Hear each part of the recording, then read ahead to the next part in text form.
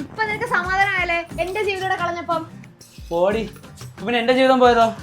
പിന്നെ ഞാനാണ് ഇതെല്ലാം ഉണ്ടാക്കി വെച്ചേ. ഞാനാണ് ഉണ്ടാക്കി വെച്ചേ? നീ തന്നെ കാരണം.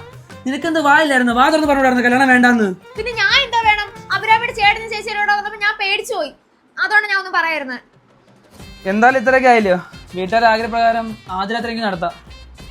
ഓ, ഇതായിരുന്നില്ല അപ്പൊ നിന്റെ മനസ്സിലിപ്പ്. ആ വെള്ളവേ അങ്ങ് വാങ്ങി വെച്ചാൽ മതി. നീ തറയിലും ഞാൻ ബെഡിലും. അതിന്റെ ആവശ്യമേ ഉള്ളൂ. ഓ പിന്നെ ഞാൻ വെറുതെ പറഞ്ഞ, ഇത് എന്റെ വീട്, എന്റെ കട്ടില്, എന്റെ മെത്ത. ഞാൻ ഇവിടെ സുഖിച്ച് കിടക്കും. നീ വേണേ പാ വിരിച്ച് തറ കിടണം. ഓക്കെ?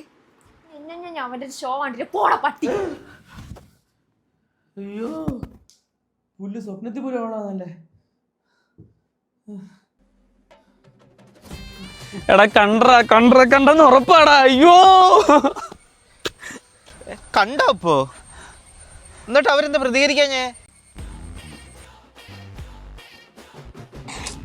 സമയം പോയി പോണ്ടേ.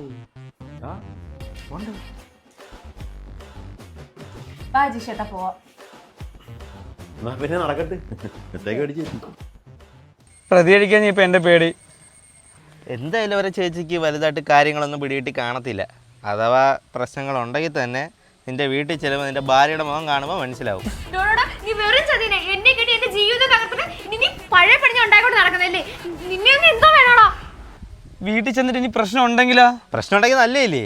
എന്തായാലും നിനക്ക് ഇഷ്ടമല്ലല്ലേ? അവള് നിന്റെ തലേന്ന് ഒഴിഞ്ഞു പോത്തില്ലേ? എടാ അതല്ല. എന്തല്ലെന്ന്?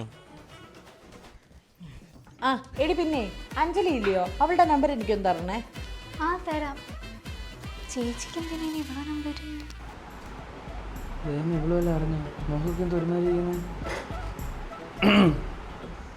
ആ വന്നോ? എല്ലാരും മുന്നേ വെച്ച് എന്നെ നാണം കിടത്തിയപ്പോ നിനക്ക് സമാധാനമായല്ലേ? എടി, നീ ഒരു കാര്യം മനസ്സിലാക്കണം. ഒന്നും മനഃപൂർവ്വമല്ല, സാഹചര്യങ്ങളുടെ പിരിമുറുക്കം കാരണം ഇങ്ങനെ പറ്റിപ്പോയതാ. ഇതൊക്കെ ഇങ്ങനെ ആവുന്നു, ഇവിടം വരെ എത്തിത്തീരുന്നു. എനിക്ക് യാതൊരു പ്രതീക്ഷയില്ലായിരുന്നു. പക്ഷെ ഒരു കാര്യം, നീ എൻ്റെ ജീവിതത്തിൽ വന്നതിന് ശേഷം ഞാൻ ഒരു പെൺപിള്ളേരെ നോക്കിയിട്ടില്ല. ഇനി എൻ്റെ ജീവിതത്തിൽ ഒരു പെൺകുച്ചും വേണ്ട. എനിക്ക് നിന്നെ ഭയങ്കര ഇഷ്ടമോ. താൻ എന്തേ കിടന്ന് പറയുന്നേ? അല്ല, നീ അപ്പൊ എന്തോ നേരത്തെ പറഞ്ഞേ? ഞാൻ എന്തോ പറഞ്ഞാ? നീ അല്ലേ അവരൊക്കെ വന്നപ്പോഴത്തേന് വെറുതെ ബെഡൊക്കെ വാങ്ങിച്ചിട്ടൊന്നും എല്ലാരും മുന്നിൽ നാണം കെടുത്തിയത്? അല്ല, അതിനിടയ്ക്ക് വെച്ച് ഇയാളെന്തോ ഇഷ്ടമാണെന്നോ എന്തോ പറയുന്നേട്ടല്ലേ? എന്തെങ്കിലും തരികിട പരിപാടിയാണെങ്കിൽ എന്റെ തനിക്കൊണന്നി കാണും. ഞാൻ